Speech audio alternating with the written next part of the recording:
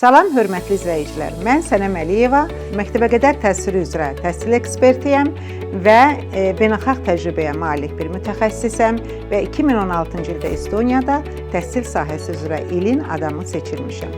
Bugün mən sizə məktəbəqədər təhsil barədə bildiklərimi paylaşmaq istəyirəm və ümid edirəm ki, bundan sizə bir fayda olacaq.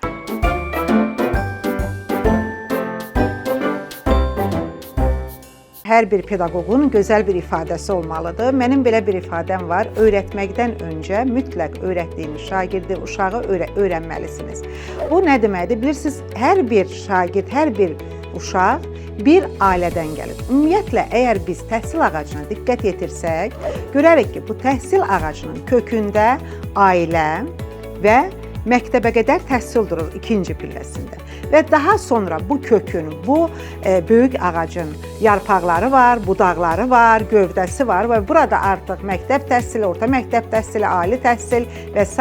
və ilaxıra, lakin kökündə duran ailə və məktəbəqədər təhsilin olması bu məsələnin nə qədər mühüm olduğunu vurğulayır. Yəni bu ağac elə-belə kəşf olunmayıb, elə-belə çəkilməyib. Ona görə də məktəbəqədər təhsilin vacibliyini, mühümlüyünü göstərir və biz də məktəbəqədər təhsil mütəxəssisləri bizim çiynimizə düşən vəzifənin nə qədər vacib və mühüm olduğunu bilməliyik. Dönürəm bizim ifadəyə, hər bir uşağa öyrətməkdən öncə onu öyrənmək lazımdır.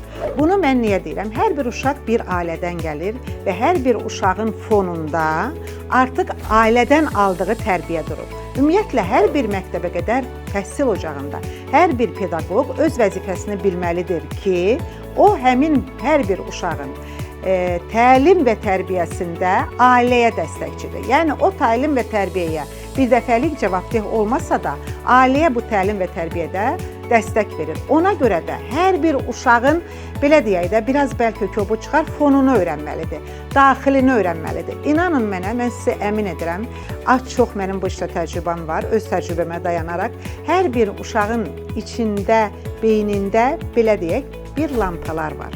Və o lampaların düymələri biz mütəxəssislərin və valideynlərin əlindədir.